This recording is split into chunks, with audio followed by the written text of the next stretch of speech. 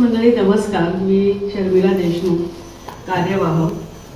चंद्रसेनीय कायस्थ प्रभू मंडळ विलेपार्ले आयोजित विचार मंथन या वैचारिक व्याख्यानमालेचे आजचे आपले वक्ते आहेत शरद कुलकर्णी. शरद कुलकर्णी, आपण इथे ठाण्याहून इतक्या वेळेत आल्यानंतर तुमचं पहिलं मनपूर्वक स्वागत करते. आपण सर्वांनी त्यांचं आजच्या विचार मंथनाचा विषय आहे गिर्यारोहण स्फूर्ती 50 नंतरची. आज आपल्याकडे आलेले वक्ते शरद कुलकर्णी हे असे अवलिया आहेत की ज्यांनी 50 नंतर जगातील कित्येक अत्युच्च शिखरं पादाक्रांत केलेली आहेत. त्यांचा आपण आता परिचय पहिल्यांदा करून घेऊया. शरद कुलकर्णी हे GD आर्ट्स सर जे स्कूल ऑफ अप्लाइड आर्टचे बेसिक माउंटेनिअरिंग कोर्स 2014 साली केलेला आहे. व्यवसाय त्यांचा जाहिरात एजन्सीचा आहे. तर मंडळी, हे जगातील 7 खंडातील अवघड मानली जाणारी 7 सर्वोच्च शिखरं सर करायची मोहीम, नुसती मोहीम आणि तीही वयाच्या 50 नंतर, की ज्या त्यांच्यामध्ये वयामध्ये माणसांना निवृत्तीचे वेध लागतात, त्याच वयात त्यांची पत्नी अंजली आणि शरद कुलकर्णी हे या जोडप्यांनी 7 सर्वोच्च शिखरं सर करण्याचं एक भव्य स्वप्न पाहिलं होतं.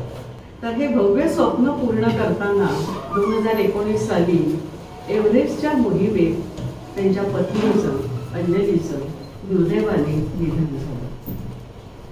या दुर्दैवी अपघातातून बाहेर येत शरद कुलकर्णी यांनी अफाट जिद्दीच्या जोरावर दोघांनी पाहिलेलं स्वप्न पूर्ण केलं. ही अर्धी राहिलेली त्यांची मोहीम यशस्वी करीत असताना एक नवा विक्रम प्रस्थापित केला आणि हा विक्रम रचत असताना 2019च्या मोहिमेत एव्हरेस्ट शिखरावर मृत्युमुखी पडलेल्या आपल्या पत्नी अंजली यांना श्रद्धांजली वाहण्यासाठी दुसऱ्यांदा एव्हरेस्ट सर करून त्या जागी तिला श्रद्धांजली अर्पण करण्याचा त्यांनी धाडस केलं. तर मंडळी, हे त्यांचं पाहिल्यानंतर एक असं वाटतं की ही काही फक्त श्रद्धांजली नव्हती पत्नीची, एका ध्येयवेळ्या पतीची पत्नीला दिलेली ही खरी स्मृतिवंदना होती. तर याही वयाच्या 50 नंतर कुलकर्णी यांनी पत्नी अंजलीसह ऑस्ट्रेलियातील माउंट कोझिओस्को, रशियातील एल्ब्रस, आफ्रिकेतील किलिमांजारो हे शिखर सर केलं होतं. आणि 4थ्या मोहिमेमध्ये मात्र अंजली यांचे माउंट एव्हरेस्टवरील हिलरी स्टेप येथे 22 मे 2019ला ऑक्सिजन अभावी मृत्यू झाला आणि त्यांच्या पत्नीने त्यांची तिथे साथ सोडली.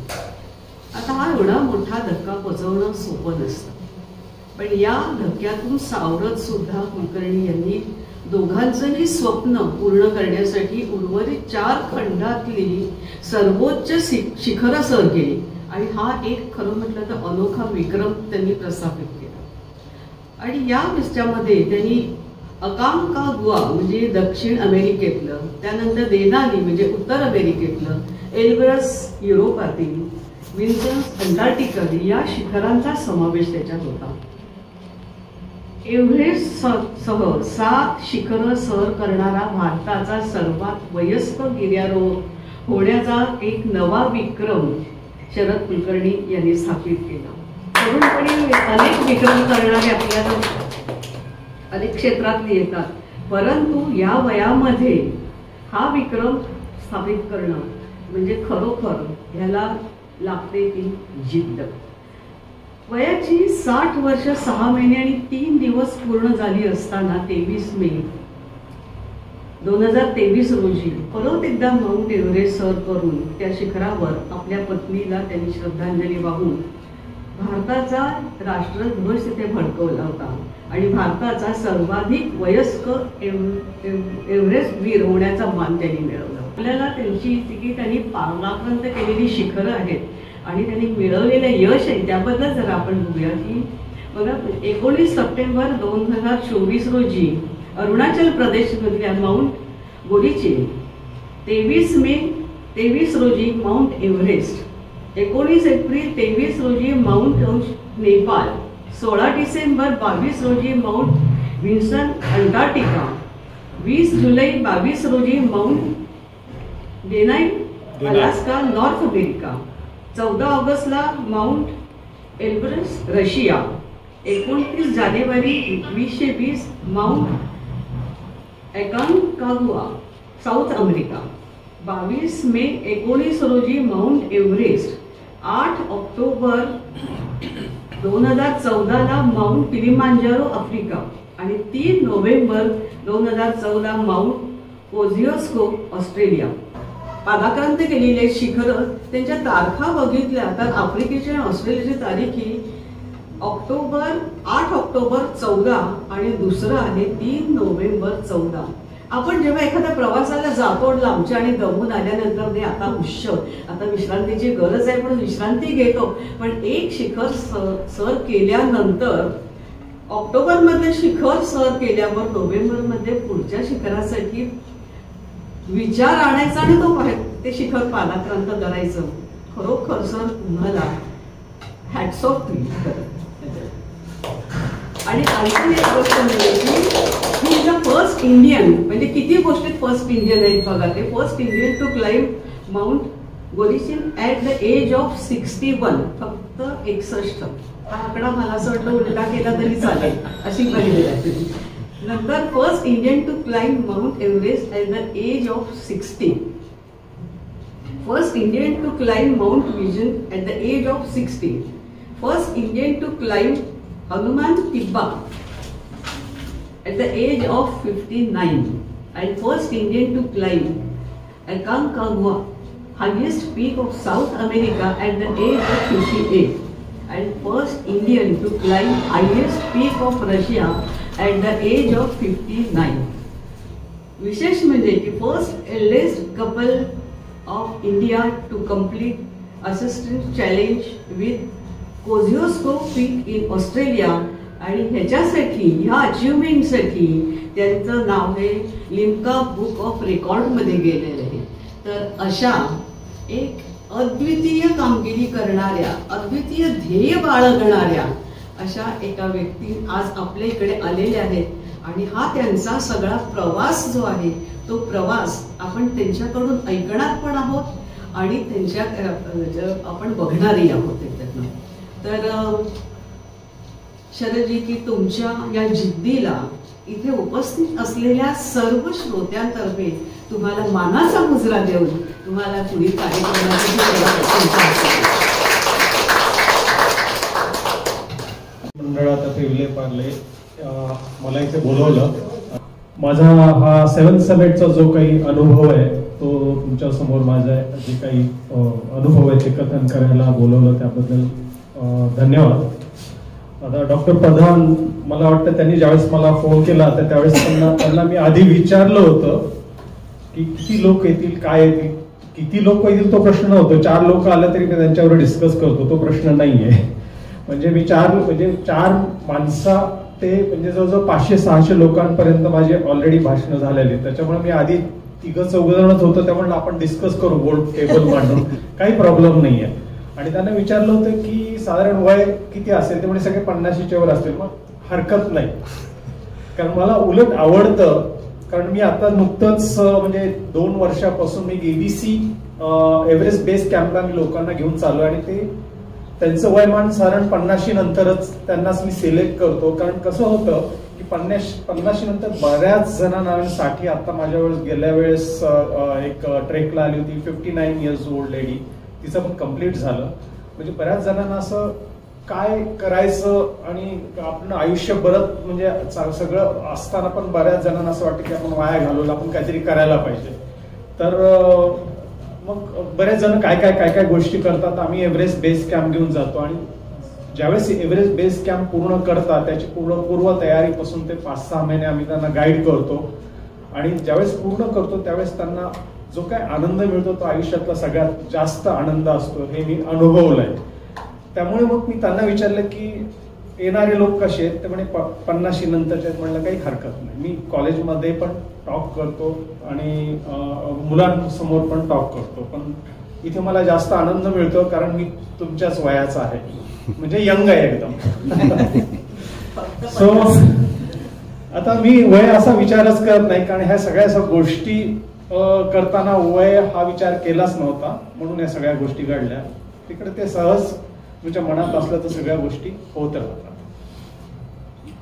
तर हे माझं 7 समिट का, तर हे आधी 7 समिट वगैरे साधारण 5-6 वर्षापूर्वी कोणाला माहित नव्हतं काय 7 समिट. फक्त एव्हरेस्ट सगळ्यांना माहित होतं आणि इथला कांचनजंगा वगैरे जे काय असतील त्या गोष्टी 2-3 पीक त्यांना माहित होतं. 7 समिट माहित नव्हतं. तर माझी सुरुवात मी आणि माझी पत्नी अंजली कुलकर्णी ह्या दोघांनी माउंटेनियर आधी माउंटेनियर नव्हतो आम्ही दोघही जण, म्हणजे गिर्यारोहण करायचो. साधारण कॉलेजमध्ये असल्यापासून आम्ही दोघे जण ट्रेक करायचो रेग्युलर. म्हणजे दरवर्षी आम्ही म्हणजे साधारण एप्रिल-मे नंतर सगळ्यांना माहित असायचं हे ऑफिस सोडून कुठेतरी हिमालयात असत, कारण आमचा फोन त्यावेळेस काय मोबाईल नव्हतं, काही नव्हतं. आउट ऑफ रीच म्हणलं की हे हिमालयात कुठेतरी असतील. आणि ते जवळपास 27 वर्ष चालू होतं. म्हणजे कुठं ना कुठं आम्ही असायचो. सगळे लोक म्हणायचे अरे तुम्ही एवढी एजन्सी आहे, सगळं आहे आणि ते सोडून तुम्ही सगळं जातात तिथे, तुमचे क्लायंट जातील, असं जातील. म्हणलं नाही, ते आमच्या दोघांचा वेळ आहे. हे फर्स्ट नंतर क्लायंट गेले ते गेले, आम्हाला काही फरक पडणार नाही त्याचा.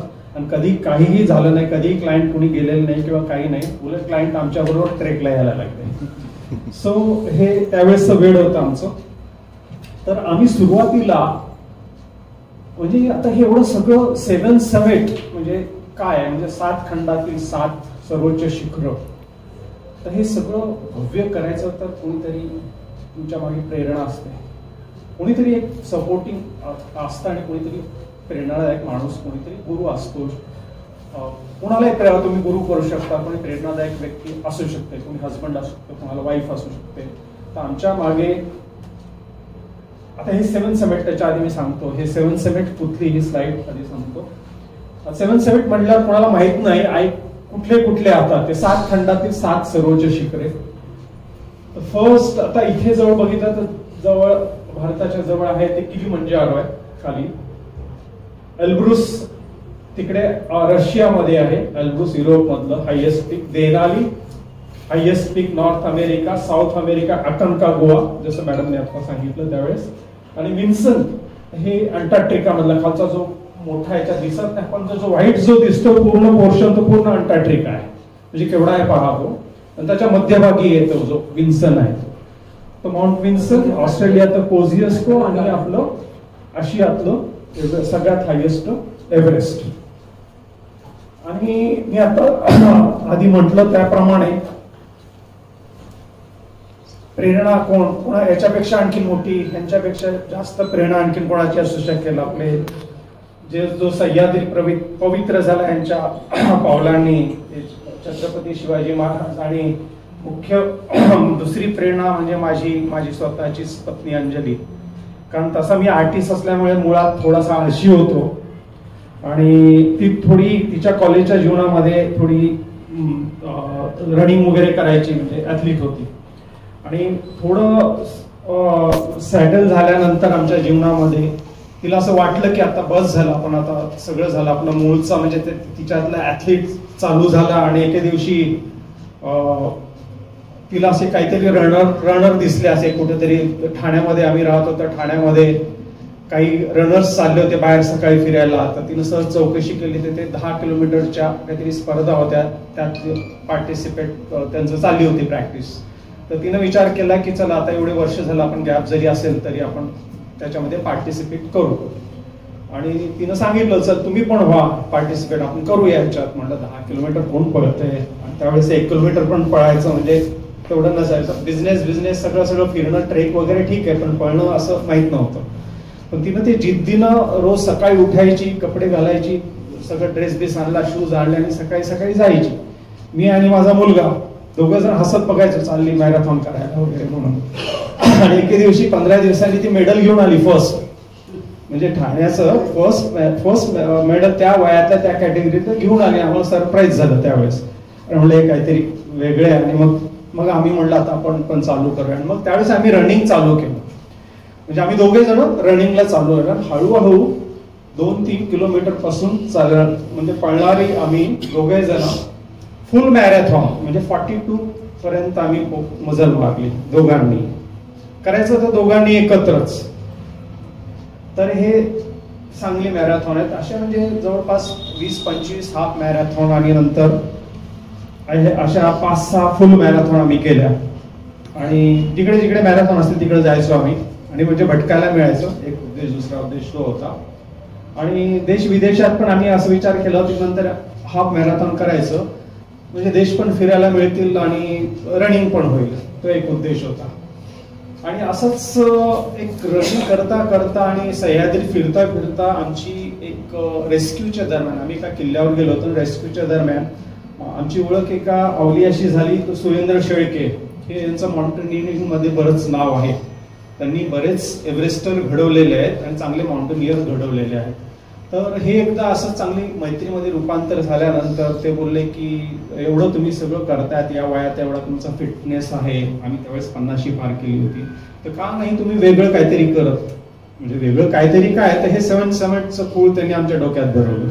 आधी 7 समिट वगैरे काय माहित नव्हतं, ते म्हणजे 7 समिट करा. आता नुकतंच 1-2 जणांनी भारतातल्या केलं होतं, तर तुम्ही 7 समिट करा. तर मग आम्ही 7 समिट काय असतं हे सगळं बघितल्यानंतर त्यात एव्हरेस्ट होतं. अरे म्हणलं हे एव्हरेस्ट याच्यामध्ये बाकीचं ठीक आहे म्हणलं, बाकीचं आम्हाला माहित नव्हतं. टेक्निकल सगळ्यांना शिक्षण घ्यावं लागणार होतं त्यासाठी, आणि आम्ही टेक्निकल कुठंच शिक्षण घेतलं नव्हतं. तर म्हणलं सर या हे सगळं करायचं त्याला टेक्निकल शिक्षणाची गरज आहे. आणि त्यावेळेस एक 5-6 इन्स्टिट्यूट होते पूर्ण इंडियामध्ये माउंटेनिअरिंग शिकवण्याचे. तर त्यांचं कसं होतं, त्यावेळेस अबाव 40 अलाउड नव्हतं, त्यांचा एक क्रायटेरिया होता, 40 नंतर ते घेत नव्हते. मग आम्हाला कसं शिक्षण मिळणार ते म्हणले काय काळजी करू नको, मी काहीतरी करतो. त्यांच्या प्रिन्सिपलशी ओळख होती आणि त्यांनी प्रिन्सिपलला काहीतरी छानपैकी पुण्याची चितळे वडी पाठवली, हे केलं, त्यांची मैत्री होती. आणि ते काय बोलले की आम्हाला सर्टिफिकेट देता येणार नाही, पण आम्ही ट्रेनिंग देऊ. त्यांनी सांगितलं आमचं हे दोघांचं स्वप्न 7 समिट करायचं आहे. तर त्यांनी ते ऐकून घेतलं आणि आम्हाला परवानगी दिली स्पेशल. आणि आमचं ते ट्रेनिंग 30 दिवसाचं दार्जिलिंगला आम्ही दोघांनी ते ट्रेनिंग घेतलं. 1 महिन्याचं 28-29 दिवसाचं ट्रेनिंग आहे माउंटेनिअरिंगचं, बेसिक माउंटेनिअरिंग कोर्स. खूप मजा आली. आम्ही 2 जण फक्त अंकल आंटी होतो, बाकी सगळे यंग होते, सगळे 28-29चे. आणि कसं होतं की 2 जण याच्यात असलो की आमचा फिटनेस चांगला होता. म्हणजे ट्रेकिंग आणि रनिंग असल्यामुळे त्या मुलांना माहित नव्हतं की आम्ही रनिंग करतोय आणि एवढं हिल मॅरेथॉन करतोय, सगळं करतोय, कोणालाच माहित नव्हतं. मग तिथे कसं एकदम स्ट्रिक्ट ट्रेनिंग असतं. सगळे आर्मीवाले आहेत, ट्रेनिंगवाले सगळे, आर्मीचं स्कूल आहे ते सगळे डंडे घेऊन मागे पडतात. म्हणजे सकाळी 5ला उठायचं, तिथून ते सगळं 5-6 किलोमीटर रन करायचं ते दार्जिलिंगचं. तिथून केल्यानंतर सगळं ते प्रॅक्टिस वगैरे करून फुल टाइम त्यांचं म्हणजे संध्याकाळी 6 ते 7 पर्यंत त्यांचं फुल ट्रेनिंग असायचं. 7 वाढल्यानंतर ते म्हणतात ना, ते असे गळून गेलेलं असायचं की कधी झोपायचं कळत नाही. ते नाना पाटेकरचा कोणी पिक्चर पाहिला असेल तो प्रहार, त्यातलं ट्रेनिंग होतं ना, तसं ते ट्रेनिंग होतं आमचं. मग ट्रेनिंग झाल्यानंतर पहिलं एक आम्ही असं ठरवलं, 2014 मध्येच ट्रेनिंग घेतलं आम्ही साधारण जानेवारीच्या दरम्यान, आणि ठरवलं की आता ट्रेनिंग झाल्यात आपण लगेच एक जे थोडे कमी हाईटचे जे माउंटेन्स ते आपण कम्प्लीट करू. आणि मग 2014 मध्ये फर्स्ट अटेम्प्ट आम्ही एल्ब्रुसचा केला. ते 2 पैकी पलीकडचा जो आहे तो पीक आहे त्याचा, ईस्ट आणि वेस्टचा. पण काय झालं, आम्ही जवळजवळ तो 8-9 दिवसाचं एक्सपिडिशन आहे ती. पण कसं झालं, आम्ही 5 दिवस कंटिन्युअस बर्फामध्ये होतो, वादळ होतं, त्या वादळामध्येच आम्हाला बाहेर पडताच नाही आलं. म्हणजे आमचं काम एकच होतं की फक्त दरवाजा उघडायचा, बर्फ काढायचा, एक ते कॅन्टीन मध्ये जायचं, म्हणजे ते जे काय किचन होतं किचन पर्यंत जायचं, किंवा टॉयलेटसाठी जाताना ते बर्फ खोदतच जायचं, कारण तिथपर्यंत जाईपर्यंत गुडघ्यापर्यंत बर्फ साठलेला असायचा. आणि तरी पण आम्ही शेवटच्या दिवशी थोडं रात्री 12:30 वाजता 1 वाजता थोडं कमी झाल्यानंतर आम्ही परत अटेम्प्ट केलं. पण आम्हाला परत 100 मीटरहून वापस यायला लागलं. हे सगळं वादळ आहे ना, हे सगळं आम्हाला वापस यायला लागलं. मग नंतर लगेच आम्ही किलिमंजारो आणि ऑस्ट्रेलियातलं ते ऑसिटेन त्याच वेळेस, म्हणजे ते एकाच याच्यामध्ये 2-3 महिन्याच्या याच्यामध्ये ते केलं आम्ही दोघांनी. एक कोझिएस्को ऑस्ट्रेलिया, हे एवढी हाईट नाही पण याच्या बरोबरच एक ऑसिटेन म्हणून, म्हणजे 10 पीक आहेत छोटे छोटे. ते 10 पीक 24 आवर मध्ये करायचं. ते कोणी केलं नव्हतं इंडियाचं आतापर्यंत.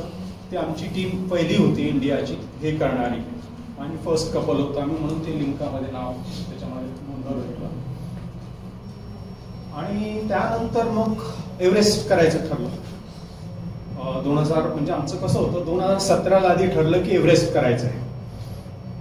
पण 2017ला एव्हरेस्ट करायचं, 2015ला म्हणजे 2 वर्ष त्याच्यासाठी प्रॅक्टिस करायची होती. कारण आमचं वय त्यावेळेस 50 म्हणजे 54-55, तिचं माझं 56-57 असेल त्यावेळेस. त्या वयात कोणी असं केलेलं नव्हतं. तर म्हणलं आपण 2 वर्ष प्रॅक्टिससाठी द्यायचं. आता एवढं एव्हरेस्ट करायचं तर कुठेही कमी पडायला नको. म्हणून मग माझा मुलगा तो आला होता शिकून लंडनहून. मग पूर्ण त्याला बिझनेस त्याच्या हवाले केला मी.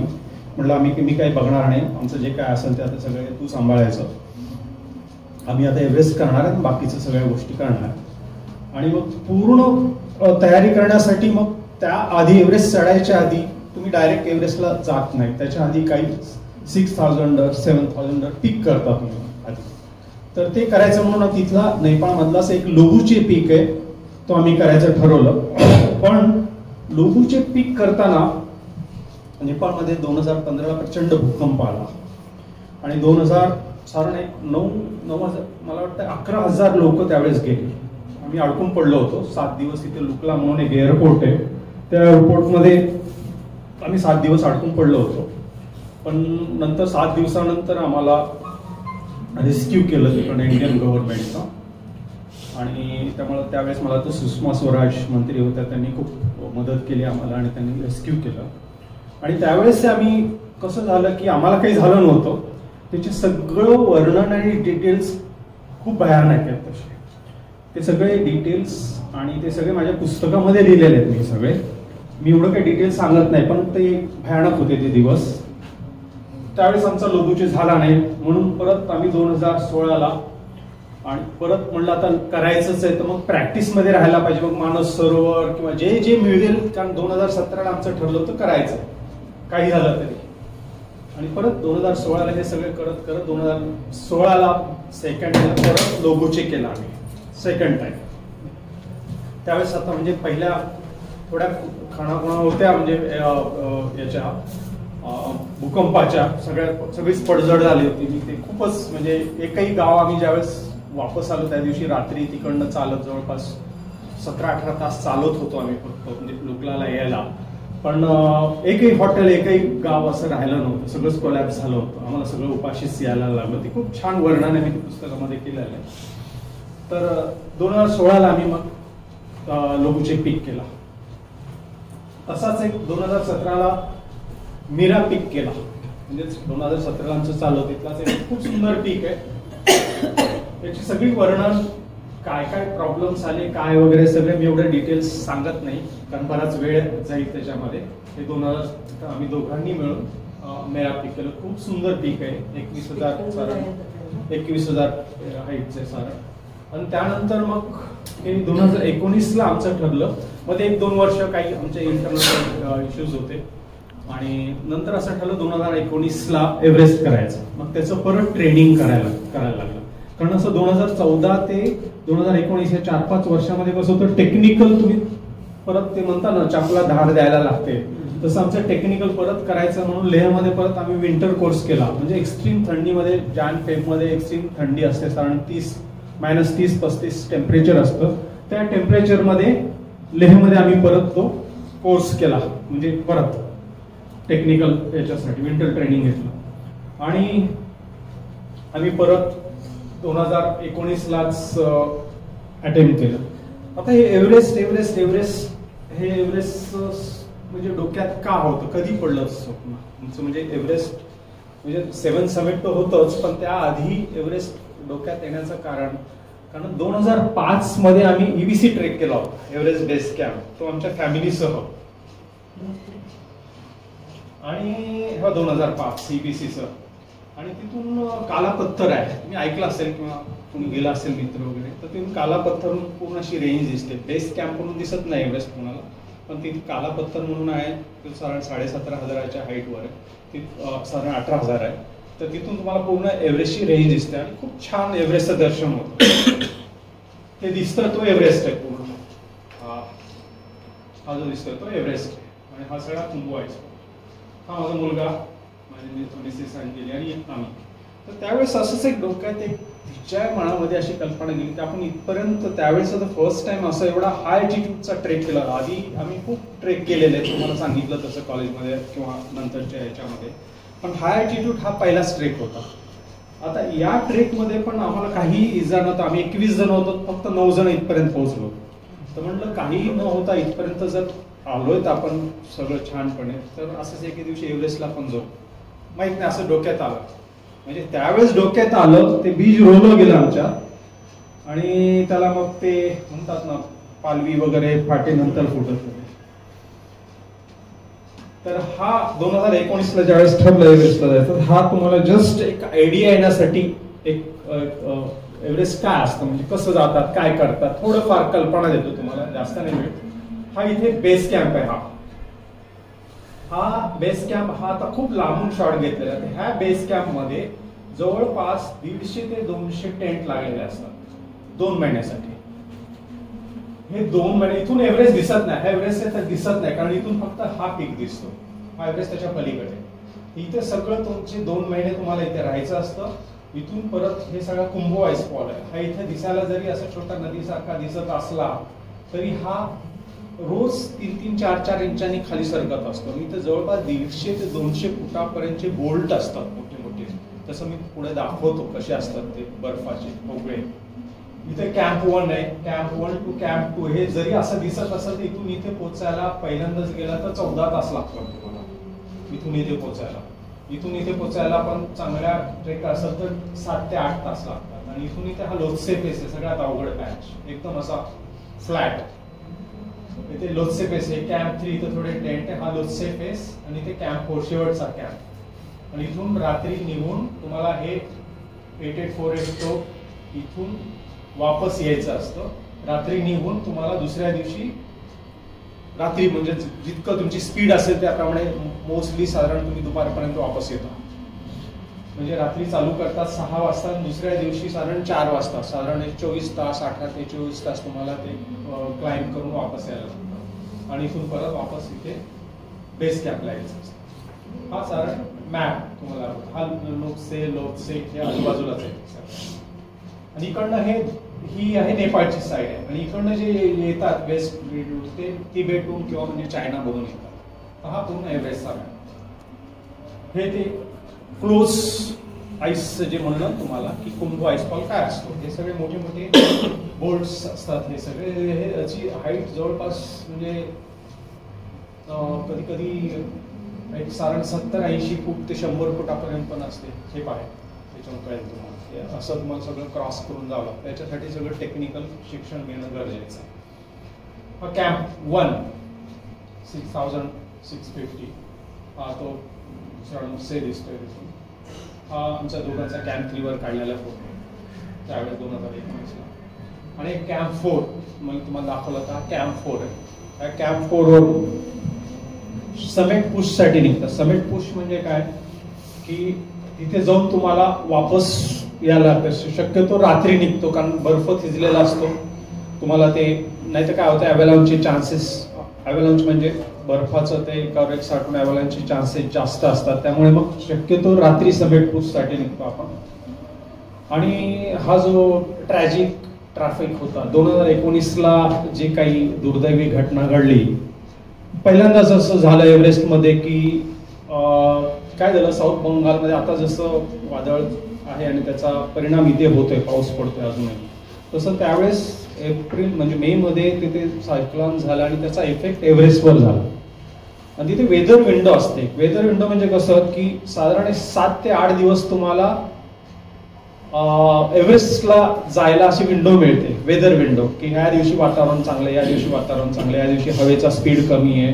हे सगळं कॅल्क्युलेशन होतं. आणि मग सगळ्या जगातली जी काही लोक आहेत ते प्रॅक्टिस करून आलेली, ॲक्लिमेटाइज होऊन ते मग त्या वेगळ्या याच्यात विखुरले जातात, म्हणजे 7-8 दिवसामध्ये. पण इथे कसं झालं की वेदर विंडो फक्त 2 दिवसावर आली, 24-23 आणि काहीतरी 24, 2च दिवस त्याला मिळाले. आणि झालं काय की त्यावेळेस मग सगळ्या जगातले जे काही क्लाइंबर असतात ते एकवटले इथे. आणि इथे बॉटल नेक आहे, हिलरी स्टेप आहे. हा हिलरी स्टेप हा पूर्ण तुम्ही ऐकला असेल, हिलरी स्टेप, हा हिलरी स्टेप आहे. आणि इथे कसं आहे की एक क्लाइंबर गेला आणि दुसरा क्लाइंबर एक क्रॉस झाल्याशिवाय दुसरा जाऊ शकत नाही, कारण एका जायला एक 10 मिनिट 15 मिनिट इथे लागू शकतात, कारण हे वन वे ट्रॅफिक आहे. म्हणजे ते खूप अवघड आहे. म्हणजे तुम्हाला हार्डली 8 ते 9 इंच जागा असते खाली, आणि त्या एवढ्या बोजासह आणि याच्यासह तुम्हाला हाय अल्टिट्यूड म्हणजे डेथ झोन म्हणतात त्याला. कॅम्प 4च्या वर सगळे 1000 फूटच्या डेथ झोन आहे. डेथ झोनचा म्हणजे काय की त्या हाईटला जरी ऑक्सिजन असेल किंवा हे असेल तुमच्याकडे, तरी एक सेकंदाला मिनिटाला तुमच्या शरीरातल्या पेशींचा नाश होत असतो. म्हणजे ठराविक वेळात जर तुम्ही खाली नाही आलात तर तुम्ही डेड होता, म्हणून ते डेथ झोन म्हणतात त्याला. तर हा सगळा डेथ झोन आहे. आणि इथे कसं सगळ्यांना पुश करायच्या नादामध्ये इथे ट्रॅफिक जाम झालं, आणि बऱ्याच वेळेस एक ठिकाणी कसं असतं की हे सगळं त्या सायकलमध्ये अडकलं जातं. म्हणजे एका ठिकाणी थांबावं तर तुम्ही फ्रीज होता, आणि तुम्हाला मग त्याच्यासाठी वॉर्मअप करण्यासाठी मग जागच्या जागेवर उड्या मारा, कारण जाता येत नाही पुढे. जागच्या जागेवर उड्या मारल्यानंतर तुम्ही एक्झॉस्ट पण होता. तुम्हाला तेवढी शक्ती तिथे जाऊन, कारण पोटात काहीच नसतं 3-4 दिवस वर जातायत तुम्ही बेस कॅम्पवरून, तर तुम्हाला हे 3-4 दिवसासाठी ताकद ठेवावी लागते. तर त्यासाठी मग तुम्हाला ते दोन्ही चक्रामध्ये अडकता तुम्ही. आणि त्याच्यात कसं झालं त्यावेळेस त्या वर्षी 2019 मध्ये साधारण 21 लोकांची डेथ झाली याच्यामध्ये. सो दुर्दैवाने अंजली होती त्याच्यामध्ये, माझी पत्नी. मी त्यावेळेस समेटून वापस येत होतो, आणि तिचा साऊथ समेट म्हणजे याच्या हे जशी टेकडी आहे तशीच अशी इकडच्या बाजूला पण टेकडी आहे, ती इथपर्यंत होती. आणि मी वापस करून वरून खाली आलो असा एक साधारण अर्ध्या ते 1 तासात तिथे पोहोचलो. अर्ध्या ते 1 तासामध्ये पोहोचलो मी तिथे, थोडा लांब आहे. तर इथेच तिला मला त्या म्हणजे त्या शेवटच्या अवस्थेत तिला मला सोडून यायला लागलं. हा एक धक्कादायक म्हणजे माझ्यासाठी प्रसंग होता. म्हणजे तिला कसं सोडून यावलं, का सोडून लावलं, शेर्पानी मला कसं तिथून ओढून काढलं, आम्ही पण मरता कसे वाचलो. तिथून मला शेर्पाचे त्याची बोटं तोडावी लागली. माझा बरोबर जो शेर्पा असतो ते शेर्पा म्हणजे बरोबर तुम्ही एक गाईड आणि तो सगळं हेल्प करतो. तर ते सगळा प्रसंग माझ्या पुस्तकामध्ये डिटेलमध्ये आहे. तर तिथून खाली आलो, मग खाली आणलं गेलं आम्हाला. हा अंजलीचा शेवटचा फोटो आहे. म्हणजे तिथून तुम्हाला ते हे इकडे लाईन दिसते पहा. हा, आणि हे इथे कुठेतरी इथपर्यंत पोहोचू शकली ती. आणि ते हळूहळू म्हणजे कसं झालं तुम्हाला बोलणार, डेथ झोन मध्ये होती. काय झालं, ऑक्सिजन कमी होत गेला. ऑक्सिजन संपला, आणि ज्यावेळेस ऑक्सिजन संपलं तर मग तुम्हाला म्हटलं ना की क्षणाक्षणाने तुम्ही मरता. सो तो ऑक्सिजन कमी झाला. तेच मी तिथे पोहोचलो, तिच्याजवळ पोहोचलो, पण पूर्ण संपला होता. ऑक्सिजन 0 होता. माझा संपत आलेला. मला तिथून कसं तरी शेर्पानी ओढलं. सगळं ते डिटेल मी माझ्या पुस्तकामध्ये आणि माझ्या फिल्ममध्ये पण दिलेलं आहे. तर त्यानंतर कसं झालं की मी एक 5-6 महिने डिप्रेशनमध्ये होतो. पण कसं होतं की डिप्रेशनमध्ये आमच्या दोघांचं एक स्वप्न होतं की म्हणजे दोघांचं एक म्हणतो ना की आमच्या दोघांची एक कल्पना होती की माणसाला मरण कसं आहे असावं. माणसाचं मरण की आपलं पॅशन जगताना किंवा आपण काम आपलं आवडीचं काम करताना यावं, म्हणजे निसर्गाच्या सानिध्यात यावं. आम्ही दोघे जण निसर्ग वेडे. तर एखादं पीक करताना किंवा एखाद्या निसर्गात आपल्याला मरण आलं तर ते अतिशय छान असेल आपल्यासाठी. ते असं आमच्या दोघांची कल्पना होती. आणि तसं तिला मी असं पॉझिटिव्ह विचार केला की कसं तिला मरण आलं. She died top of the world असं म्हणतो आपण, तिचं पॅशन जगताना.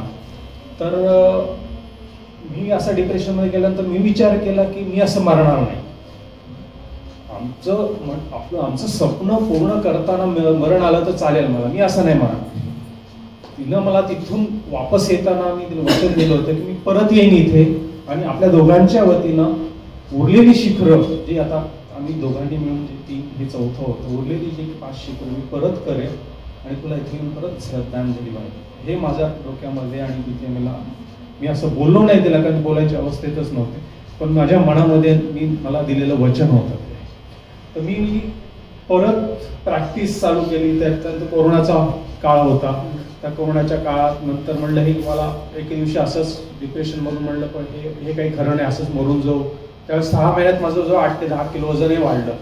नुसतंच म्हणजे काहीच नाही, नुसतं लिहायचं म्हणलं तरी लिहा वाटायचं नाही. डिप्रेशनची अवस्था तुम्ही ऐकली असेल. पण म्हटलं असं मरण्यापेक्षा आपण हे सगळं करत असताना मरू, असा विचार केला. आणि मी जस्ट सॅक घेतली आणि बाहेर पडलो, डोंगरात गेलो आणि धावत सुटलो. धावत अर्धा एक तासानंतर ज्यावेळेस मला असं एक ग्लानी अवस्थेत पडलो मी, ज्यावेळेस जाग आली त्यावेळेस एकदम फ्रेश झालं होतं. म्हणजे सगळं माझं डिप्रेशन वगैरे सगळं दूर झालं होतं. नंतर म्हटलं हा निसर्गच मला याच्यातून वाचवेल, आणि निसर्गानेच मला हे दिलं की नाही, तुझं तू पॅशन जगताना जे काय व्हायचंय ते होऊ दे. मग ठरवलं आणि परत प्रॅक्टिस चालू केली. म्हटलं आता उरलेलं फर्स्ट एक अकंकागुआ म्हणून एक शिखर आहे, दक्षिण अमेरिकेतील हायेस्ट, साधारण 7000 मीटरचं पीक आहे ते. तर ते एक पीक करायचं होतं, त्याच्यासाठी परत प्रॅक्टिस म्हणजे आता वय माझं कसं वाढतच होतं, तर मी परत प्रॅक्टिस चालू केली.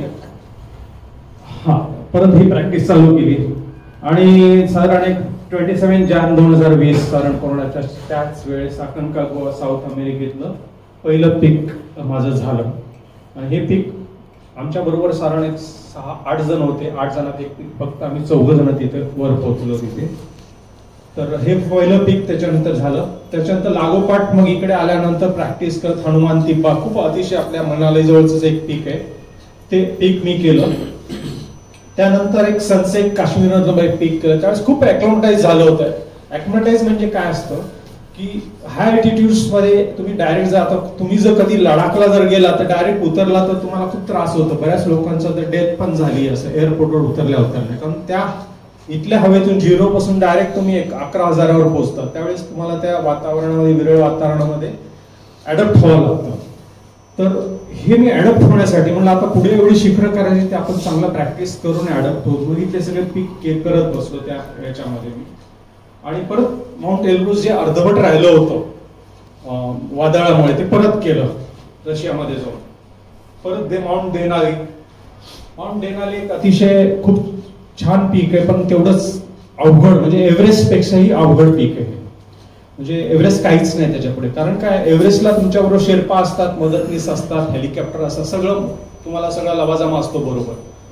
पण इथे कसं आहे, इथे जवळपास 55 ते 60 किलो वजन तुम्हाला कॅरी करावं लागतं 20 दिवस. आणि सगळं तुम्हाला टेंट पण तुम्हालाच लावायचं आहे, जेवण पण तुम्हालाच बनवायचंय. -30 आता अलास्का म्हणजे तुम्ही ऐकलं असेल, तिथे एवढी थंडी असेल. तर तशा याच्यामध्ये सगळं तुम्हाला करायला लागतं. हे सगळे क्रियाॉसेस आहे, त्या क्रियाॉसमध्ये पण पडलं. देनालीचं एक खूप सुंदर चॅप्टर माझ्या पुस्तकामध्ये आहे. म्हणजे प्रत्येक दिवस हा म्हणजे मरणाच्या तिथून बाहेर आला होता. आम्ही 4 जण होतो इंडियाचे. प्रत्येक दिवस, आणि आमची जी गाईड होती ती पण ती खतरनाक होती. तर ती कशी काय झाली, अशा ह्या क्रियाॉसमध्ये हिडन असते. याच्यावर काय असतं, फ्रेश बर्फ पडतो आणि बर्फामुळे मग खाली किती खोल आहे, ही खोल आहे ना, हे वर जरी 1 फूट दिसत असेल, तुम्हाला, आता हे वरून एखादा फूट आहे, इथे आहे ना, ते काहीच दिसत नाही ना, तसं इकडे सगळा बर्फ पडतो आणि वर सगळी बुजली जाते वर. ज्यावेळेस तुमचं वजन 50-60 किलो, तुमचं 60 किलो वजन आणि तुमचं स्वतःचं कॅरी जवळ 100 किलो त्याच्यावर पाय पडतो, तुम्ही डायरेक्ट खाली जातात ओझ्यासह. आणि मग खाली ते किती फूट असतं त्याची गणतीच नाही. बरेच म्हणजे 8 दिवस आधी तिथे आमचे गाईड गेले होते आणि ते त्यांचा पत्ताच नव्हता. म्हणजे जे गाईड होते, जेवढे एक्सपर्ट, आमच्या तर 10 पट एक्सपर्ट असतात, ते त्यांचा पण पत्ता नव्हता. ते असे हिडन क्रियाॉसेस म्हणतात. तर असे हिडन क्रियाॉसेस खूप आहेत देनालीमध्ये, सगळ्यात त्याच्यासाठी प्रसिद्ध आहेत. तशा हिडन क्रियाॉसमध्ये पण मी पण पडलो. एकमेकाला मी रोपिंग केलेलं असतं, त्यामुळे वाचलो. ते कसं वाचलो काय, त्याची इंटरेस्टिंग स्टोरी सगळी माझ्या पुस्तकामध्ये आहे. पुढे मी हे देनाली, हे सगळं आमचे जे बरोबर जे आहे हे सगळे कॅम्प केलेले आहेत. हे सगळं तुम्हाला -35 मध्ये करायला लागतं. तुमच्या हातामध्ये ग्लोव्ज असतात, त्याचे लेअर असतात. ते लेअर असताना पण तुम्हाला ते कॅम्पिंग करणं, हे करणं, त्याच्यासाठी प्रचंड प्रॅक्टिस लागते, त्याच्याशिवाय होत नाही. हे सगळं वजन तुम्हाला सगळं कॅरी करायचंय. इव्हन तुमची रोजची केलेली जे काही आपण सकाळची टॉयलेट्स वगैरे असतात ना, ते टॉयलेट पण एका डब्यामध्ये कॅरी करायला लागतं तुम्हाला. ते बाजूला करता येत नाही कुठेच. ते सगळं स्वतः कॅरी करायचं आणि येताना त्यांना द्यायचं. ते रस्त्यात कुठेही टाकता येत नाहीत, कारण त्यांचं कोडिंग केलेलं असतं. म्हणजे एवढी स्वच्छता आणि एवढं ते पाळतात तिथे. म्हणजे इथे काही दिसत नाही, वाईट म्हणजे बर्फ तसाच तसा तुम्हाला फक्त सोडून यायला लागतो, तिथे काही दिसत नाही. आणि त्यानंतर 2022 म्हणजे साधारण एक वर्षाच्याच गॅप मध्ये देनाली हे प्रचंड हार्ड शिखर माझ्याकडनं. या दोन्हीमध्ये माझा इंडियातला पहिलाच या वयातला व्यक्ती होतो मी. या वयात कोणीच केलं नव्हतं, अबाउट 50 कोणीच केलेलं नाहीये. तर हे होतं, ही जी असतात म्हणतात ही रिज म्हणतात, नाईफ रिज. इथून डायरेक्ट फॉल कधी दिसणार पण नाही, कुठून फॉल केला ते प्रचंड धोकादायक असतं. आणि हा टॉप आहे त्याचा देनालीचा. त्या दिवशी एवढेच जणांनी टॉप केलं, कुणीच नव्हतं. अख्ख्या 20 दिवसात आम्ही एवढेच लोक होतो त्या अलास्कामध्ये, कारण शेवटची आमची बॅच. तर तिथे मी 20 जुलैला समिट केला. आणि त्यानंतर माउंट विन्सन, जे काही आपण शाळेमध्ये ऐकत आलो होतो की अंटार्क्टिका काय असतं वगैरे, तिथे मग प्रत्यक्ष अनुभव घेतला. सगळ्यात वृक्ष प्रदेश आणि तेवढाच थंड, एकदम प्रचंड -45 पर्यंत त्यावेळेस टेम्परेचर जातं. थंडीमध्ये तर नसतंच तिकडे, थंडीमध्ये -70 पर्यंत तिथं टेम्परेचर जातं. तर आम्ही म्हणजे उन्हाळा, हा तिथला उन्हाळा म्हणजे कसं आहे, तिथेच रात्र अशी होतच नाही. आपल्याकडे 3 सांजा असतात, तर तेवढंच डे अँड नाईट असं होतं. आणि हे दिवसाचं आहे आणि रात्र अशी होतच नाही. तर तुम्हाला ते तरी पण जर हवा सुटली तर जवळजवळ 5-5 दिवस वादळ राहतं आणि -60 पर्यंत टेम्परेचर जातं, तुम्हाला काहीच करता येत नाही. आणि माझ्या बरोबरचा एक समेटर म्हणजे तो इंग्लंडचा होता, त्यांनी 5वी वेळ होती त्याची करायची. 5वी वेळ होती, 5व्या वेळेस झालं त्याचं. म्हणजे आय वॉज सो लकी, म्हणजे माझं फर्स्ट अटेम्प्ट मध्ये झालं ते.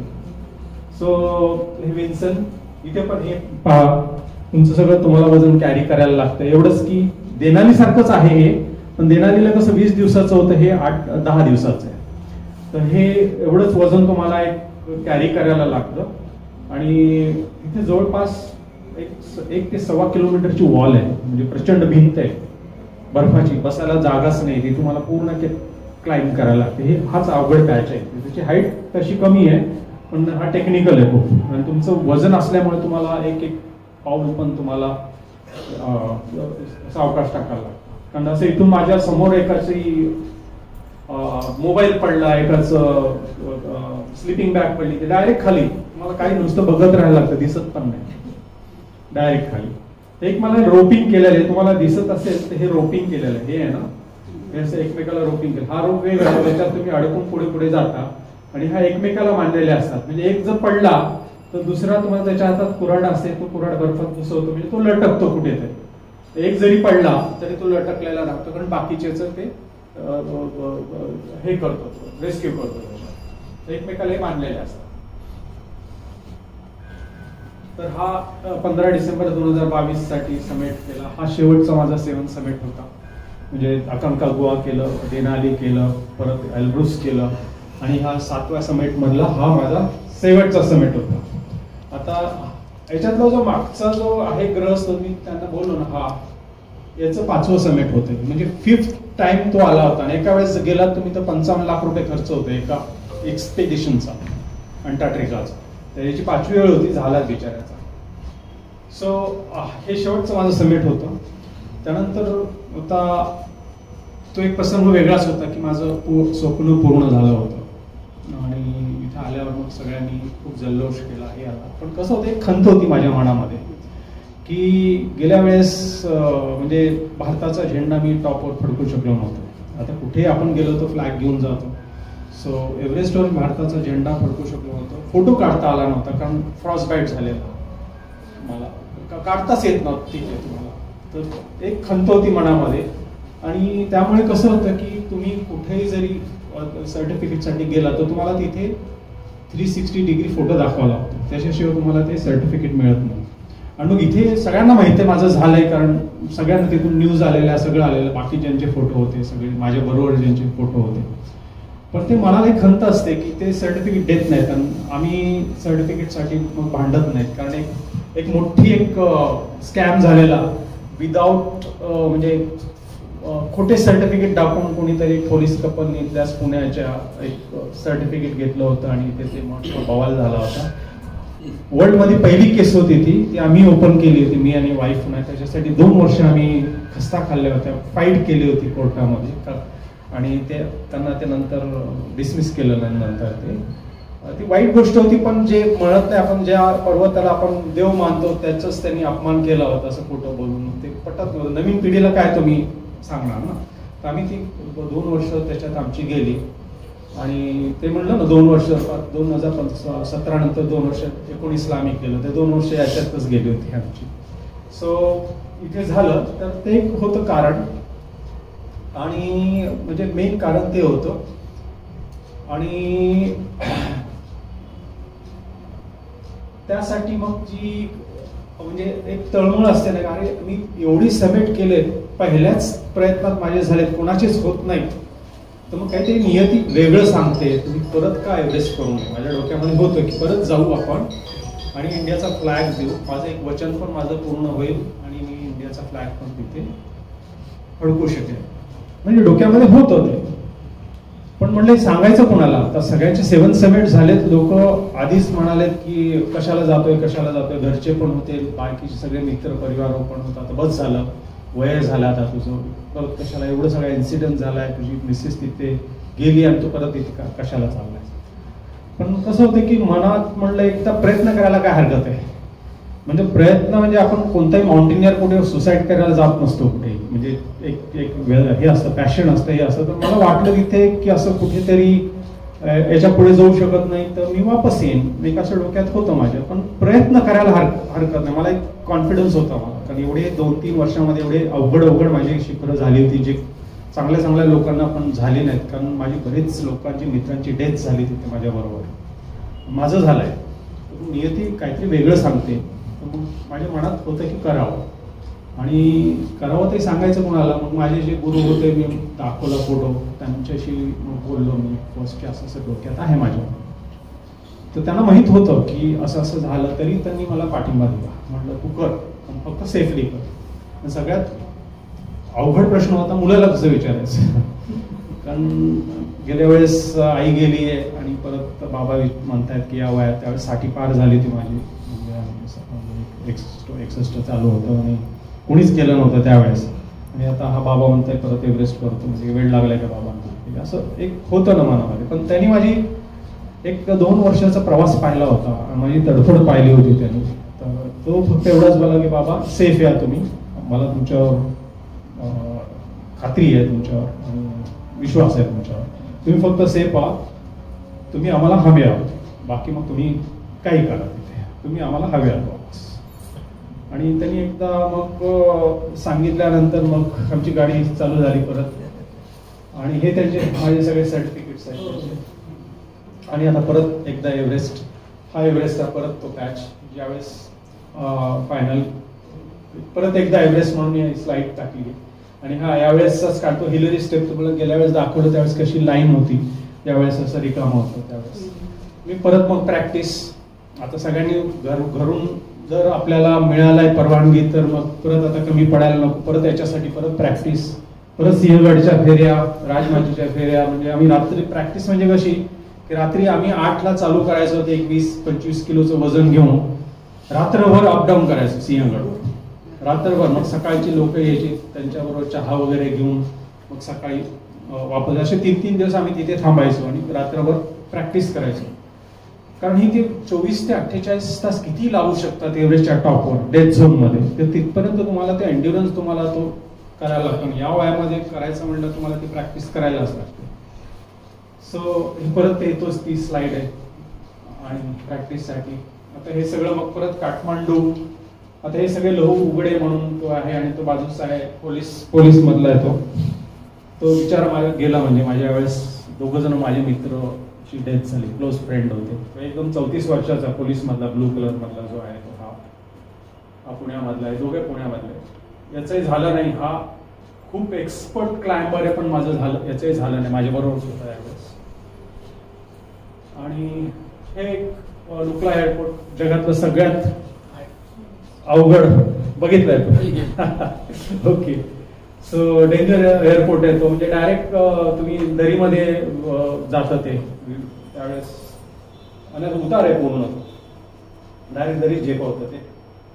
नंतर एक माझ्या डोक्यामध्ये होतं की तिथे तुकला म्हणून ऑन द वे जो काही ABC आहे एव्हरेस्ट बेस कॅम्प, त्याच्या ऑन द वे तुकला म्हणून एक जागा आहे. तिथे बऱ्याच जणांचे मेमोरियल आहेत असे, ज्यांनी जे एव्हरेस्ट करताना ज्यांची डेथ झाली त्यांच्या बऱ्याच जणांची डेथ. माझ्या डोक्यात होतं की अंजलीचं पण तिथे एक मेमोरियल असावं. तर मग आता 2023ला मग आमची सगळी मंडळी होती, आमच्याबरोबर हा सगळा ग्रुप होता सगळा. हे सगळे माझ्याबरोबरचे सगळे क्लायंबर आहेत सगळे. हे सगळा एक युरोपियन ग्रुप होता आणि इंडियन ग्रुप होता. इंडियनचे 5-6 जण होतो आम्ही. तर इथं अंजली कुलकर्णीचं स्मारक केलं मी तिथे. आणि ही आता बरेच 23 पासून याच्यापर्यंत खूप लोक जे काही एव्हरेस्ट बेस कॅम्पला जातात ते तिथे नमन करूनच जातात पुढे. ही आता कायमची प्रेरणा देत राहील तिथे. आणि त्यानंतर हा एव्हरेस्ट बेस कॅम्प, तिथली पूजा, त्याच्याबद्दल काही जास्त बोलत नाही, डिटेल्स आहे. परत इथे क्लाइम्बिंगची प्रॅक्टिस, आईस क्लाइम्बिंगची जायच्या आधी परत अपडाऊन करा, म्हणजे ॲक्लिमटाईज व्हा. हा लोबोचे पीक आहे हा इकडचा, परत केला मी. ही तिसरी वेळ माझी लोबोचेची. पहिल्यांदा भूकंपामध्ये अडकलेलो, दुसऱ्यांदा मीन वाईफनं केलेलं, परत हे प्रॅक्टिस म्हणून परत 2023 मध्ये परत प्रॅक्टिस म्हणून हे परत केलं 2000 पीक हे पीक. आणि हे परत हे सगळं दिसतंय ते वजन घेऊन परत कॅम्प 1ला हे सगळं कुंभो आईसफॉल मधून जाणं. आणि हे सगळं झाल्यानंतरही म्हणजे म्हणतात ना की हे पिच्छा सोडत नाही तुमचं. म्हणजे देवाणी परीक्षा पाहिजे असेल ना तुमची किती अवघड, तर बाबा तुला एकदम सहजासहजी काही मिळणार नाही. तर तसा हा प्रकार होता. हा माझ्या बाबतीत घडला. पण एखादं म्हणतो ना की आपण एकदम पॉझिटिव्ह राहिलो आणि सकारात्मक भावना जर ठेवली ना तर जगात काही घडू शकतो आपण. त्याला मग वय आडवं येत नाही, काहीच आडवं येत नाही. आता तुम्हाला आश्चर्य वाटेल, इथे डॉक्टर पण आहे. तर मला गाऊट झालेला आहे. याच्या आधी मला 1-2-1.5 वर्षापर्यंत गाऊटचा त्रास झालेला, म्हणजे घोटा प्रचंड सुजलेला मला. आणि इथे तर ही 14 तारीख आहे, 17 तारखेला आम्हाला समिटसाठी जायचं आहे. आणि हे 14 तारखेचा फूट आहे. मी खाली आलो तर माझा गोटा एवढा सुजला, मला चालता पण येत नाही. ते टॉयलेटला जायचं ते रांगत जायला लागायचं. थोडं 20-25 फूटच असायचं, पण मला रांगत जायला लागायचं बसत बसत. ते एवढा त्रास झालेला मला, सुजलेला गोटा आहे. पण म्हणलं की मी तिथे काहीच करता येत नाही. जे काय आहे ते ईश्वरास समोर जे काय गोळ्या होत्या त्या माझ्याकडे होत्या की म्हणजे इमर्जन्सी म्हणून ठेवलेल्या. बाकी डाएटमध्ये थोडं चेंज केलं. हे 14ला झालं आणि परत 16ला परत जास्त फुगला पाय. आणि आम्हाला 17ला जायचं. पण म्हटलं की सगळ्यांना काळजी वाटली, कारण कसं होती माझी ही दुसरी वेळ होती पण सगळ्यांची पहिली वेळ होती. तर माझा अनुभव सगळ्यांनाच उपयोगी पडणार होता. तर त्याच्यामुळे सगळ्यांनाच काळजी वाटली की त्यांना कळलं की सर काही होऊ शकत नाही. पण म्हणलं नाही मी येणार तुमच्याबरोबर. I was very positive.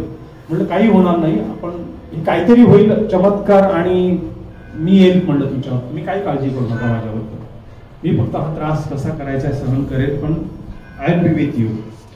आणि काय झालं म्हणतात ना की नियती कशी साथ देते. मी 17ला जायच्या ऐवजी वर परत आणखीन जास्त वातावरण चेंज झालं आणि आमची 2 दिवस डेट पुढे गेली.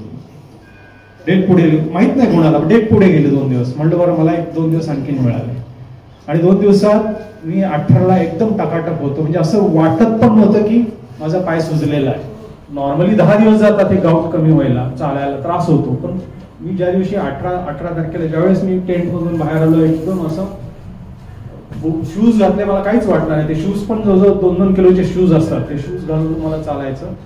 कॅम्प मध्ये गेलो तर सगळ्यांनी जल्लोष केला की सर पण आपल्या बरोबर येत आहेत. हे तुम्हाला बोललो की ज्यावेळेस आम्ही मग परत चालत कॅम्प 2 वर गेलो तर त्यावेळेस आम्हाला रात्री 8 वाजले होते. दुसऱ्या दिवशी सकाळी कॅम्प 3 ला निघायचे. आणि वरून न्यूज आल्या की आमचे जे कलिग पुढे गेले होते युरोपियनचे, प्रचंड प्रॉब्लेम झालेला त्यांचा. आणि यावेळेस 23 तारीख म्हणजे जगामध्ये पहिल्यांदा ऍटमॉस्फिअर एवढं खाली गेलं होतं, खराब झालं होतं जगात पहिल्यांदा. 23 तारीख हे अजूनही म्हणजे पेपरमध्ये पण आलं की जगामध्ये पहिल्यांदा एक्स्ट्रीम, म्हणजे तुम्ही बोलतायत वेगळंच, वातावरण वेगळंच दाखवतंय याच्यामध्ये आणि तिथे भलतंच काहीतरी वर घडते, तसं घडलं. एक्स्ट्रीम बऱ्याच जण फ्रॉस्ट बाईट झाले. तर माझे हे मित्र आहेत ते सगळे, दोघांना एकाचा पायाचा अंगठा कापावा लागला, एकाचा बोट कापावा लागले, 2 बोट का गेले. ते दिसतं आणि सगळं डॉक्टरांना माहीत असेल हे फ्रॉस्ट बाईट सगळे. आणि हा नायजेरियन आपला इस्रायली होता, हा ग्रीक होता. म्हणजे ग्रीक म्हणजे जवळपास 250 किलोमीटर पळणारा मॅरेथॉनर आहे तो. त्यांची अशी हालत. तर आमची काय होणार, आम्ही विचार करतोय कॅम्प 2 मध्ये. आणि आता असंच आमच्यामध्ये एक IIT एक मुलगा होता, चांगला एकदम फिट होता, 34 इयर्स ओल्ड. त्यांनी हे सगळं पाहिलं आणि त्यांनी तो क्विट झाला. म्हणलं मी येणार नाही. मी त्याला खूप समजून सांगितलं आहे. म्हटलं कॅम्प 3 पर्यंत तरी सर ज्यावेळेस वाटेल, जरुरी नाही की आज जे वातावरण आहे ते उद्या ठीक होऊ शकेल ना. तू तर आता चांगला आहेस, तुला काहीच प्रॉब्लेम नाहीये. ती कॅम्प 3 पर्यंत आरामात जाऊ शकतो, कारण प्रॅक्टिससाठी आम्ही जाऊन आलेलो आहे तिथे. तो म्हणला नाही मी अजिबात येणार नाही. कारण ते पाहून ते सगळं जे आहे ना, तुमच्या मनावर किती ताबा लागतो. त्यांनी क्विट केलं आणि त्याच्यानंतर मला नाही वाटत तो आता परत एव्हरेस्ट चढू शकेल, कारण त्याच्या मनात जो बसला आणि भीती ती गेली नाही परत. सो मला पॉझिटिव्ह होतो, म्हणलं जाऊया आपण, काय हरकत नाही. आणि कॅम्प 3 जिनिव्हा तिथे जातानाची लागणारे हा सगळ्यात अवघड येलो बॅड म्हणतात त्याला. ही लाईन दिसते तिथे, इकडनं आलेले लोक, ते सगळं पॅच आहे. तुमच्याकडे एवढे 2.5 किलोचे शूज असतात, त्याच्यामध्ये क्रॅम्पॉन असतात लोखंडाचे, आणि ते घसरतात. खूप अवघड आहे सगळं. प्रॅक्टिस असल्याशिवाय तुम्ही करता येत नाही सगळं. आणि परत कॅम्प 4 डेथ झोन म्हणतो, खाली 8000 मीटर लिहिलंय तिथे.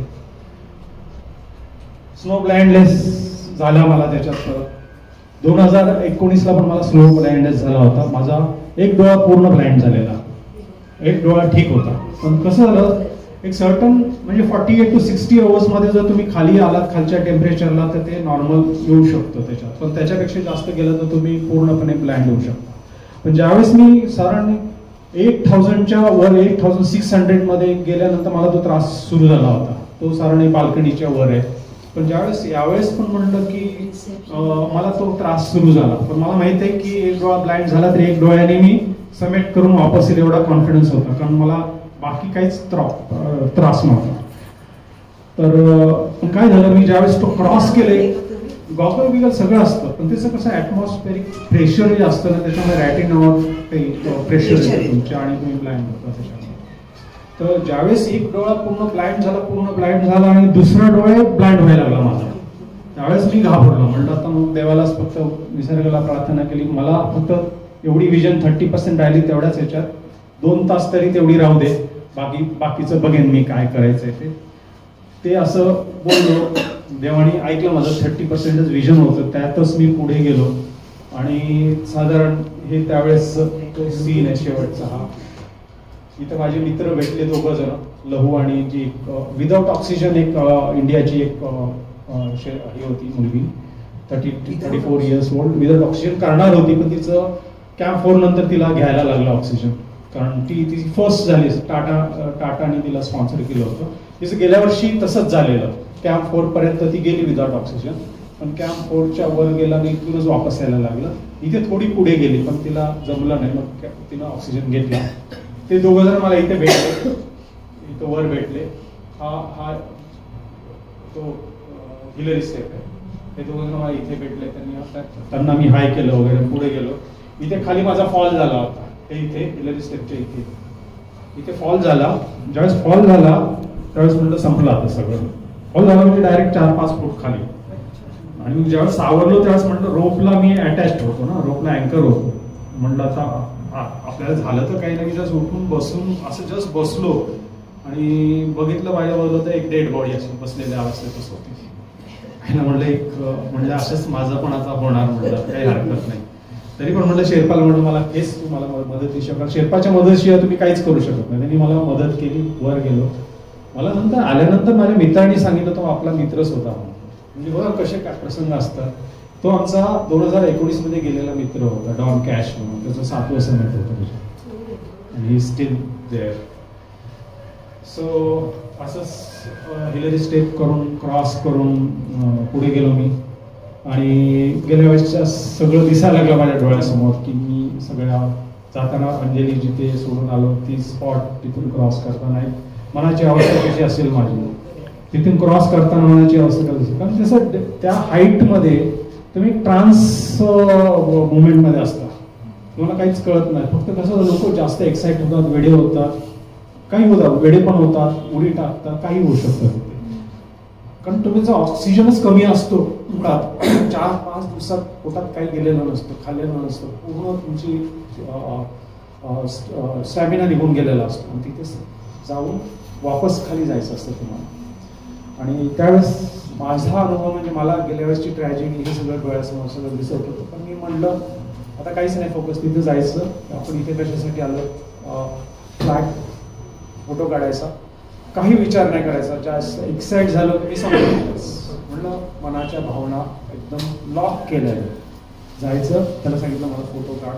पण ज्यावेळेस फोटो काढले शेरपाने सगळा व्हिडिओ काढला आणि मग माझ्या भावना काही अनावर झाल्या नाहीत त्याच्या.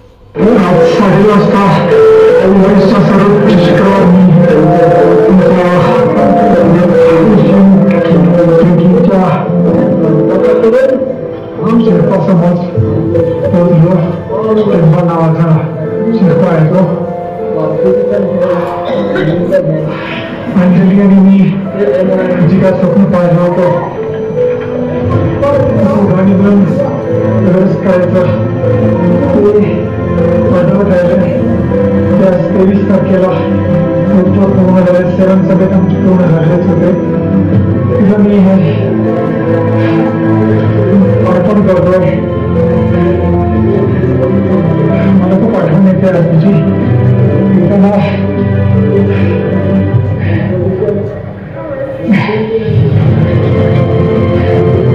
जिथे आम्ही एकत्र संगत आलेले होते त्यावेळेस सकाळच्या वेळेस सकाळची आठवण झाली.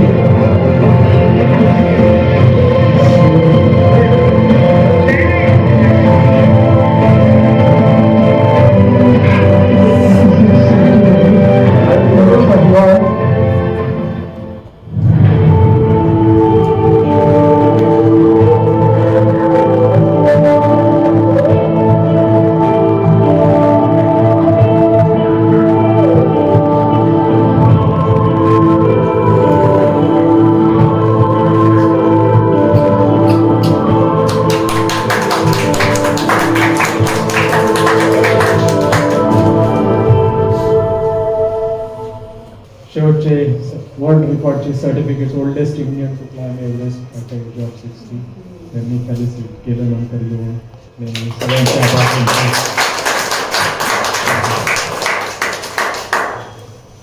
सो हा माझा एकंदर 7 समिटचा प्रवास होता.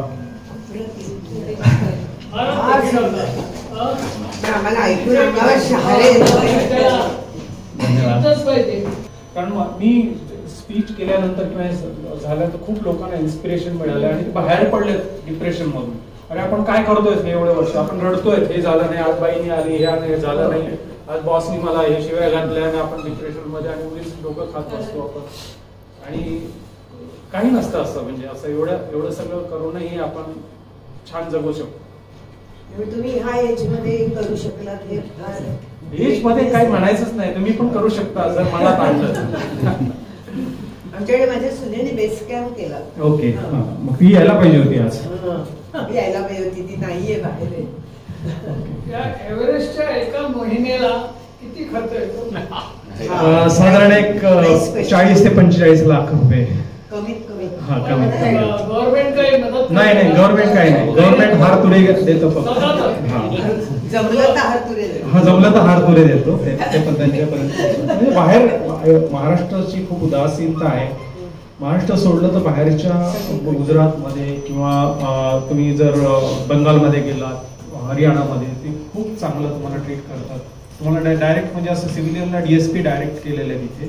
आणि 25-25 लाख रुपये 50 आता माझ्याबरोबर तामिळची एक लेडी होती, तिला फुल 7 समिट त्यांनी जवळजवळ 1.5 ते 2 कोटी तिला स्पॉन्सर केलं. गव्हर्नमेंट स्पॉन्सर केलं. तिचं पहिलं समिट होतं एव्हरेस्ट. तिने काहीच केलं नव्हतं. शिवाय मी बोललो ना, 34 इयर्सची एक लेडी आहे, 2 मुली आहेत तिला. आणि तिच्यावर आता पिक्चर पण येते 15 कोटी. म्हणजे एवढं करतात, प्रोत्साहन आहे. हा, इथे प्रॉब्लेम आहे. वरती एव्हरेस्टच्या तिकडे कॅम्पच्या तिकडे एवढा कचरा जमलेला आहे म्हणतात.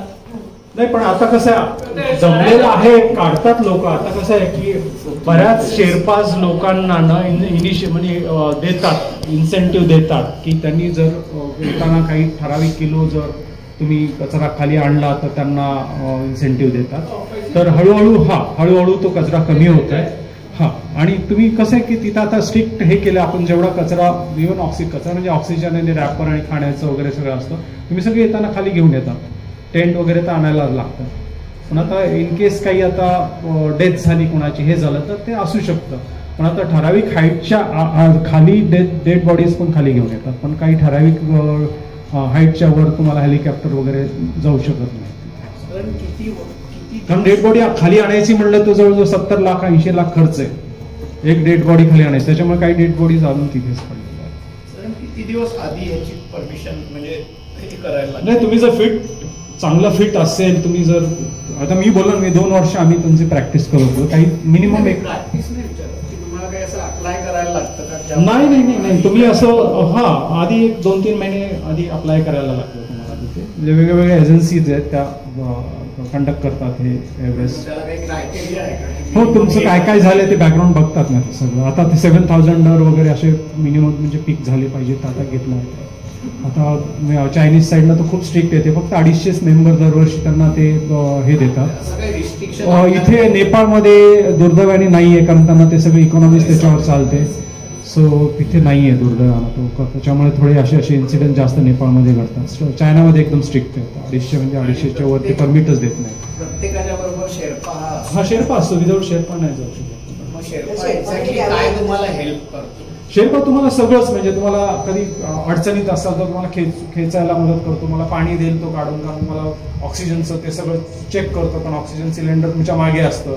ते मीटर्स चेक करणं, तो किती आहे त्याचं, किती उरला आहे, काय कमी जास्तचं प्रेशर तयार करणं, सकाळचं चहा वगैरे तुम्हाला गरम असेल तर करून देणं. म्हणजे असं बऱ्याच म्हणजे देवासारखाच असतो थोडक्यात शेर्पा. हे रेग्युलर प्रोफेशनल असतात? प्रोफेशनल असतात. येस, सगळे प्रोफेशनल. ह्याच्या पण एजन्सी असते? आहेत एजन्सी. हो,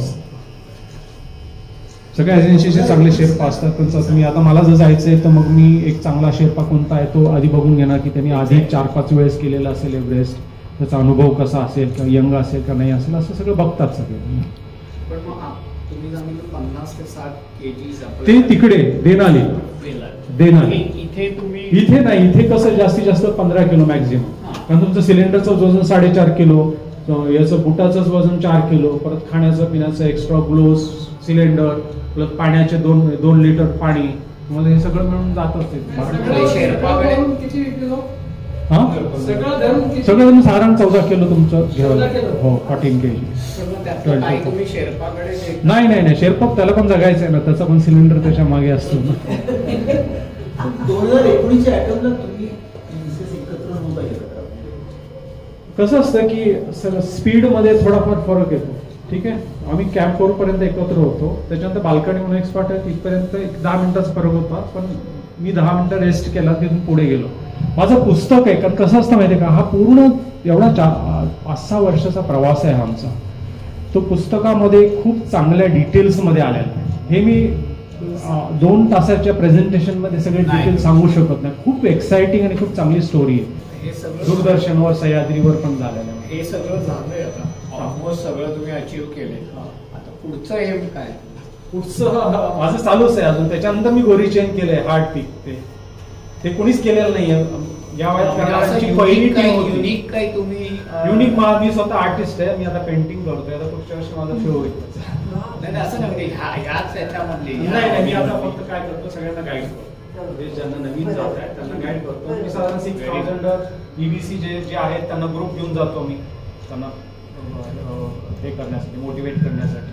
कारण 50-60चे लोक असतात माझ्या ग्रुपमध्ये. 20-25 जण EBCचा तुमचा सेपरेट काही ग्रुप आहे ना? आमचं माझ्या बरोबर सगळे डायबिटिक सगळं, मी पण असतो स्वतः बरोबर. मी एक स्वतः माझं 3रं वर्ष आहे.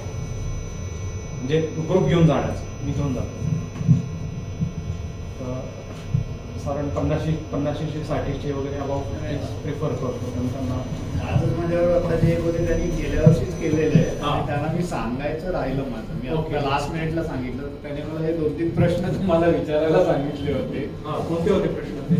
हेच एक चालेल म्हणजे कसं आहे. साधारण 1,10,000-1,15,000 पर्यंत खर्च आहे. काठमांडू टू काठमांडू. किंवा कोणी 1.5 लाख सांगतो, कोणी 2 लाख, ते डिपेंड्स. पण मग त्याच्यामध्ये इव्हन बेस कॅम्पला जाताना सुद्धा बरेच वेळा शेर्पा असतोच. शेर्पा नाही, तो गाईड असतो. गाईडच शेर्पा तुमचे क्लाइम्बिंगसाठी असतो. पण मग हेल्पर म्हणून सुद्धा असतो. त्यांचे तुम्हाला हे असतं ना, पोर्टर असतं. पोर्टर असतं. ते दोघांना देतो आम्ही, म्हणजे सामान घ्यायला. पण EBC साठी ट्रेकिंग एक्सपिरियन्स किती असतो? हां, EBC करायला ट्रेकिंग एक्सपिरियन्स किती एक्सपेक्टेड? काही नाही, आम्ही कसं करतो की नवीन याला शक्यतो घेत नाहीत हाय ॲटिट्यूड साठी, तर ऍटलिस्ट 3-4 महिने तरी ऍटलिस्ट त्यांना प्रॅक्टिस करून घेतो आम्ही सह्याद्री. एक साधारण 8-10 तरी तुमचे 4-5 तासाचे ट्रेक झाले पाहिजे अनुभव. म्हणजे कसं होतं, एक नाही तर आम्ही नवीन याला शक्यतो लगेच आधी फिटनेस चांगला असेल हे चांगलं, एक तरी ट्रेक बघतो आम्ही त्यांच्या बरोबर, तो कसा चालतो, त्याची स्पीड कशी आहे, काय आहे, एकदा तरी एक ट्रेक आमच्या बरोबर करायला लावतो त्याला. मग तर आम्हाला बरं वाटलं तरच त्याला एंट्री करतो, असं सगळ्यांना नाही तर मग आम्ही कसं आता नोव्हेंबरमध्ये आमचं चालू होतं, नोव्हेंबरमध्ये पुढच्या महिन्यात चालू होईल एनरोलिंग. आणि आम्ही जण एक जास्त मोठा ग्रुप घेत नाही, ग्रुप केलं तर 2 मध्ये डिवाइड करतो, 2 मॅचेस करतो, शक्यतो एक ग्रुपमध्येच घेतो.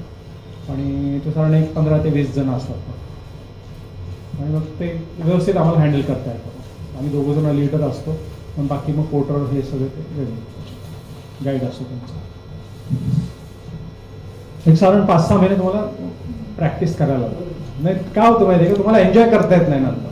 मग हे दुखतंय, ब्लिस्टर आला, हे आलं, ते झालं. मग तुम्हाला जे निसर्ग आहे आणि जो ट्रेक आहे ना, तो एन्जॉय करता येतो ना, तो तुमची तब्येत चांगली असेल तरच एन्जॉय करता येतो, नाही तर असं नाही करता.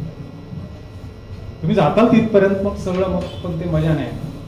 साधारण त्याने EBC केलेला आहे, हा, त्यांना तो काही म्हणजे ऍडव्हान्टेज होतो वरती जाण्याच्या दृष्टीने. कारण हे ज्यांनी केलेलं आहे ते 100% EBC तर करणार, त्याच्याशिवाय पुढे जाऊ शकतो. EBC तुम्हाला EBCनंच पुढे रस्ता आहे. म्हणजे EBCच्या नंतर काही स्पेशल ट्रेनिंग काय घ्यायला नाही, टेक्निकल ट्रेनिंग असल्याशिवाय तुम्ही क्लाइम्बिंग करू शकत नाही. हो, टेक्निकल तुम्हाला प्रशिक्षण घेणं गरजेचंच आहे, कंपल्सरी आहे. माउंटेनिंग कोर्स केलाच पाहिजे. आणि प्लस तुम्हाला 6000 7000 असे पिक केले, जसे मी मीरा पिक केलं, हे केलं, बाकीचे ऐकलं आणि जे पाहिलं त्याच्यावरनं एक गोष्ट लक्षात येते की त्या शरदजींच्या दृष्टीने वय हा एक अंक आहे आणि शिखरांची उंची एवढी आहे, तोही एक अंकच आहे. परंतु त्यांच्या जिद्दीने ह्या 2 अंकांचा समन्वय मात्र चांगला घातलेला आहे आणि म्हणून हे त्यांचे एवढे 7 शिखरांचे प्रवास हे झालेले आहेत. आणखी एक अतिशय महत्त्वाची गोष्ट अशी जाणवली की पत्नीला दिलेलं वचनपूर्ती म्हणजे काय असतं हे आपण त्यांच्याकडनं आता ऐकलं आहे. त्यामुळे त्यांच्या जिद्दीला परत एकदा सलाम करून आजच्या ह्या कार्यक्रमाची सांगता आपण आभाराने करणार आहोत आणि ते आभार हे करायला आपले शकील कर्डिक येणार.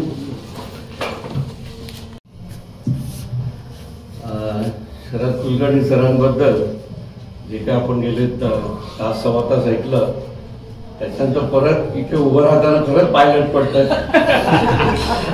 त्यांचे अनुभव चित्तथरारक आहेत आणि जसं त्यांनी वेगवेगळी शिखरं केली तशी आम्ही पण भावनांची चित्तथरारक, मनोवेदक, आल्हाददायक, आश्चर्यकारक अशी आम्ही पण वेगवेगळी शिखरं केली. पण आज खरंच म्हणजे एक वेगळ्या विषयावरती की 50शी नंतरचं गिर्यारोहण स्फूर्ती हा विषय आपण घेऊन केला होता. आणि त्यासाठी आजचे आपले म्हणजे पाहुणे गिर्यारोहक श्री शरद कुलकर्णी साहेबांचा आपण एक प्रेमाने सत्कार करूया. त्यासाठी मी आपल्या ट्रस्टी सुधाताई भागवत यांना बोलवतो. मला फारच आनंद झाला तुमचा सत्कार मला करायचा होतोय. हा जो विषय तुम्ही सांगितला आणि हे केला हा अप्रतिम आणि अवर्णनीय आहे. म्हणजे ह्याची स्फूर्ती घ्यायची गरज आहे आम्हा सगळ्यांना. नाही तर सगळेजण म्हणतात 40शी झाली 50शी झाली की चला आता आमची वय झाली, आता आम्हाला काही शिकत नाही वगैरे. पण तुम्ही आम्हाला स्फूर्ती दिली. आता आम्हाला काही शक्य नाही कारण आम्ही आता 80 वर्षाचे. धन्यवाद. सुधीर कर्डिक सरांना पण मी विनंती करतो की त्यांना आपल्यातर्फे एक सन्मान चिन्ह देऊया.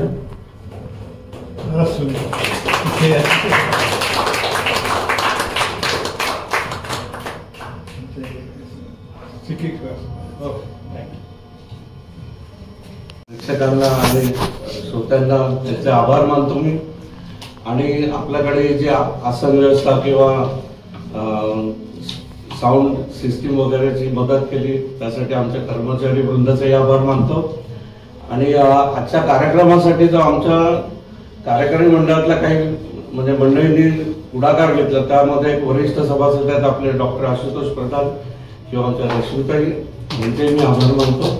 आणि मंडळाच्या वतीने आजचा कार्यक्रम संपला असं मी अध्यक्षांच्या परवानगीने आणि त्यांच्या वतीने जाहीर करतो. धन्यवाद.